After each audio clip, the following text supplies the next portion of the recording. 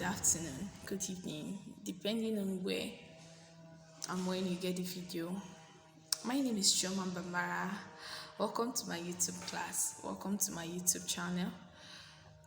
Today I'll be teaching you on fibroid, but please do well to subscribe, do well to like, do well to share my video because I can't grow if you don't share my video. Please do well to subscribe, like, share, and click on the notification button to get notified when I make a new video. So today I'll be teaching you on fibroid. We've been hearing fibroid. What is fibroid? Fibroid are abnormal growths that develops in or on a woman's uterus. They are abnormal. They are not being needed in the body. They are abnormal growths that develops in or on a woman uterus. So sometimes these tumors becomes large and they causes severe abdominal pains and heavy flow.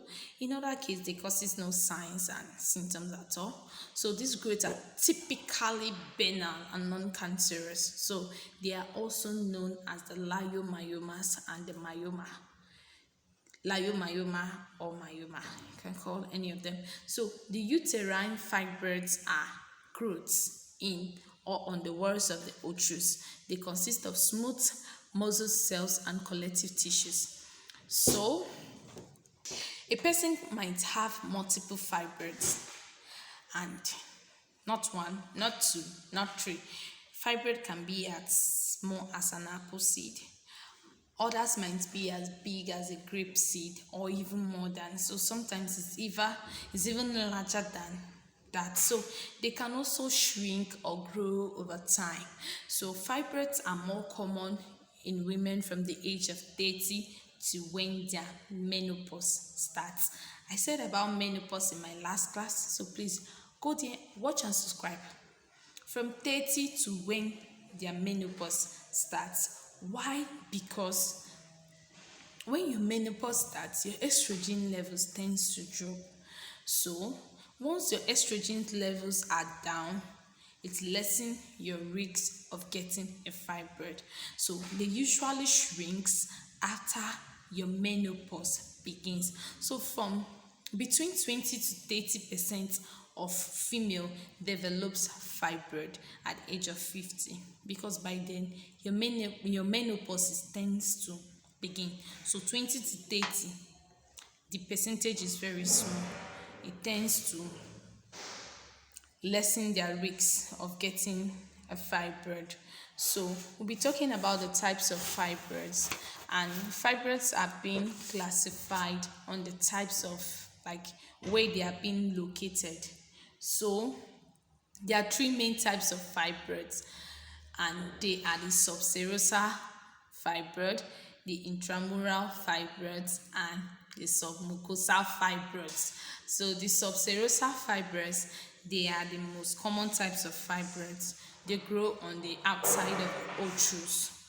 Yeah, they grow out on the outside of the uterus. These are the subserosal fibroids.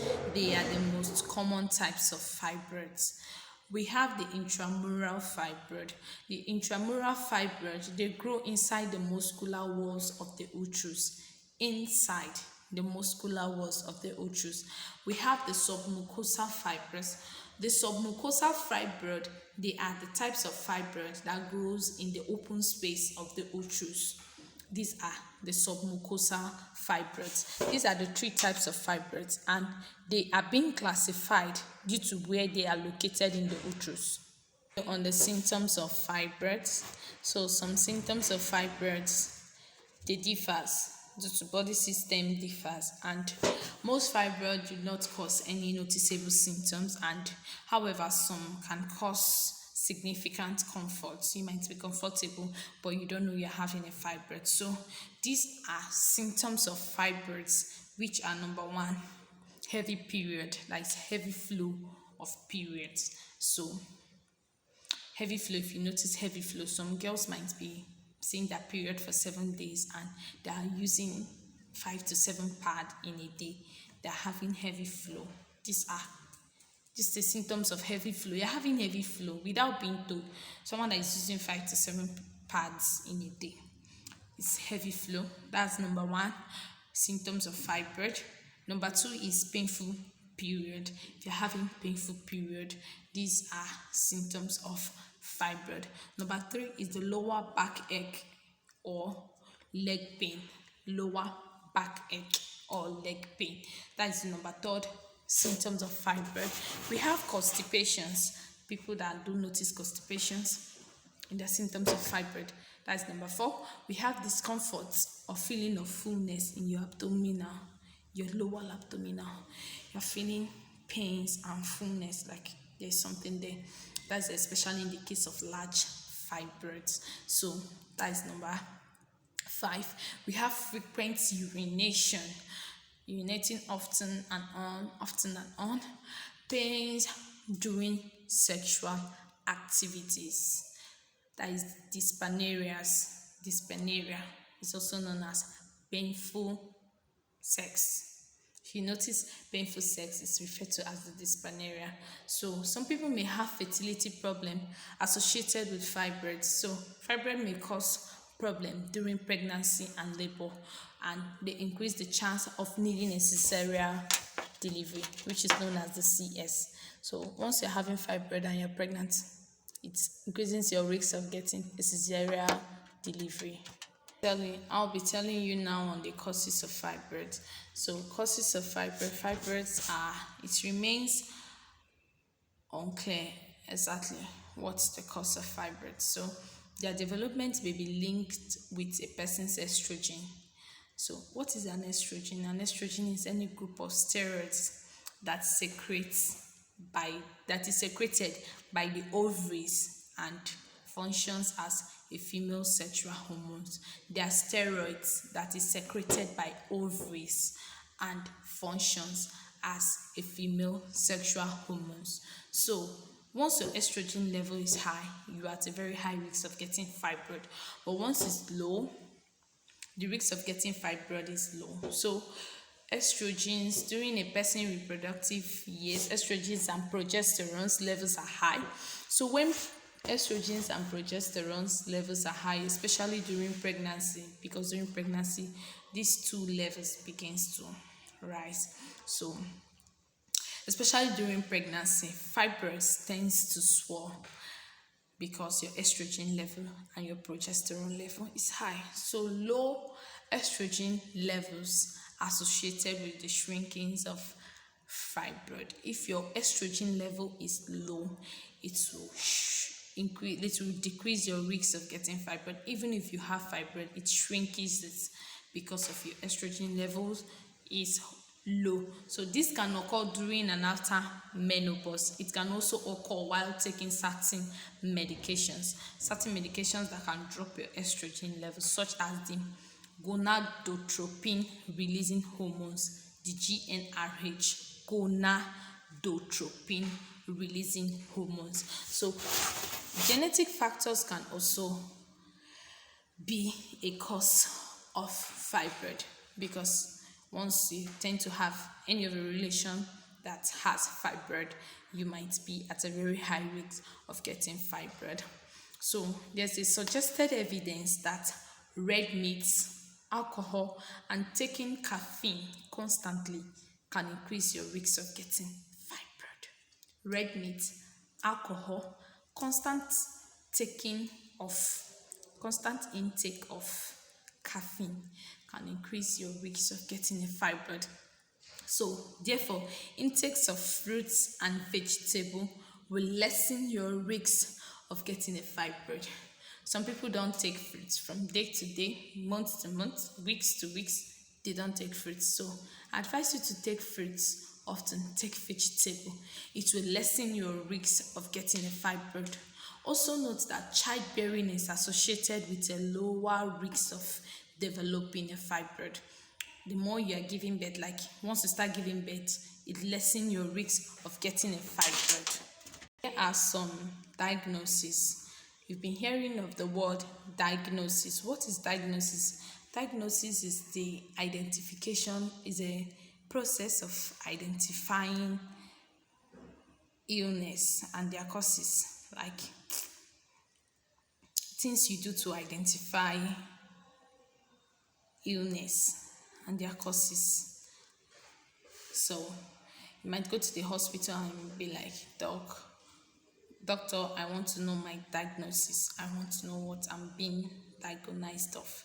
So what is it and what's the cause of illness? So the following diagnostic tests can help a doctor to detect fibroid. So I'll just list them out for you and I'll say a little about them. Number one is the ultrasound case. A doctor can create an ultrasound image by scanning over your abdomen or by inserting a small ultrasound probe into your vagina. Both approaches may be necessary to detect fibroid. Scan or inserting a small ultrasound probe through your vagina. We also have the MRI scan. You'll be hearing of MRI scan. So MRI scan can dictate the number and the size of a fibroid in the uterus. We also have the hysteroscopy. The hysteroscopy is when a doctor uses a small device and attach a camera at the end of it to examine your uterus once it's been inserted. So we have the laparoscopy. The laparoscopy is when the doctor will insert a small lighting tube into an incision into the abdomen. A small lighting tube or an incision into the abdomen to examine the outside of the uterus. So this is also known as the laparoscopy. You ought to note that as fibroid does not cause symptoms to some people, a person might not know that she has a fibroid, like she's having a fibroid, until she undergo this test. I told you about the ultrasound, the MRI, the laparoscopy, the hysteroscopy. So you'll be able to detect that you're having a fibroid. So it's advisable you go for all that, for the doctor to tell you or to know if you are okay, and if you are having a fibroid, once they detect on time, it will help you to get treatment and solution on time.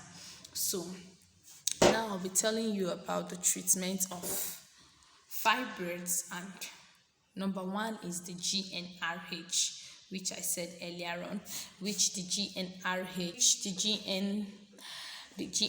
stands for the gonadotropin releasing hormones. The GnRH, it helps the body to produce less estrogen once it's been taken. So this shrinks the fibroids, and the GnRH stops the menstrual cycle without affecting fertility after the end of treatment. So number two, we have the non-steroidal anti-inflammatory drugs, which is the ibuprofen. For example, ibuprofen can only lessen the pains of fibroid, but it can't stop the bleeding or shrink it. That is the non-steroidal anti-inflammatory drugs. We also have the number three, the hormonal birth control. The hormonal birth control, like the oral contraceptive, it helps to regulate the ovulation cycles, and they help to also reduce the amount of pain and bleeding during periods. So people can also use a progesterone intrauterine device such as the Mirena, or progesterone injection such as the Depo-Provera. So it stands as treatment. The Depo-Provera is the progesterone injection. So we also look at the surgery. Surgery is the best treatment for fibroids. So surgeries that have been taking place under these fibroids, they have different types of surgery that can be taking place under this fibroid. We have the hysterectomy. Hysterectomy is the total removal of the uterus. The hysterectomy, you remove the uterus totally. It's also known as the hysterectomy. So that is number one type of surgery that can be performed if you're having a fibroid. Once your uterus is being removed, you have no chance of getting a fibroid again. We also have the myomectomy. The myomectomy is the removal of the fibroid in the muscular walls of the uterus. That is the myomectomy. So it's all they are under surgery. They are being performed if you're having a fibroid, depend on the kind of fibroid you're having. We also have the endometrial ablation. Endometrial ablation, so that is the removal of the uterine lining. So it may help if the fibroid are near the surface, the inner surface of the uterus.